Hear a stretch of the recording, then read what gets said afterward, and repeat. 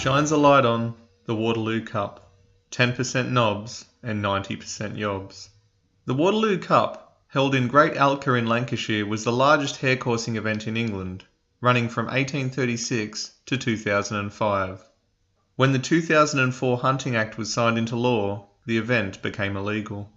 In its day, the three-day event would attract tens of thousands of avid spectators and gamblers, all riled up and clamouring to see a pair of dogs, usually greyhounds, attempt to chase down and tear apart a flushed hare by sight rather than by scent, as is the case in traditional hunting. It was estimated that one hare in every 4 courses was killed, with the hare taking an average of 30 seconds to be killed by the dogs when caught. Whilst the blood sport of hare coursing is still legal in some countries around the world, the legal status and increasing prevalence of the greyhound racing industry, as well as selectively crafted animal welfare legislation, has seen the sport diminish in practicality and popularity. Eddie Coulston attended his first Waterloo Cup in 1984 as a saboteur.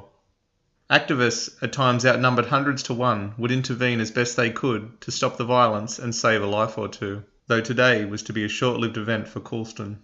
Only an hour into the event, Coulston had his skull fractured with a shooting stick by coursing supporter Paul Willingale. Coulston was rushed to hospital, where he underwent emergency surgery to remove wooden fragments and a clot on his brain, though was left suffering from epileptic fits thereafter.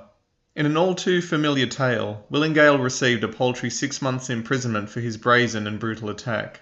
In a further ironic, or perhaps poetic twist later that day, coursing supporters also killed one of their own in a drunken brawl. Humanity at its finest. Before the Hunting Act could take effect, Waterloo Cup organisers moved the event forward 1 week so as to sneak in one more last hurrah of unmitigated cruelty and violence before it would all come to an end. Though many supporters were adamant that the ban would not deter them and the event would continue, or at least take place elsewhere. Despite these displays of chest-pounding thuggish patriotism, the event has not taken place since, though coursing still occurs legally on private and public lands across the UK on a much smaller scale. 200 animal activists attended the final event in protest. Coursing supporters pelted them with all manner of objects including bottles, rocks, and pieces of dead animals. 3 arrests were made on the day.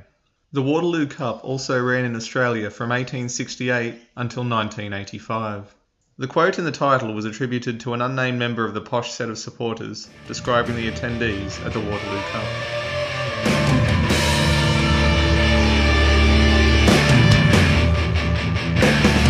Check! Check the horizon! Fixate to watch the sky for a sign! This is the chapter 10, fall for the 10th time! For the 10th time! Ready to foundation!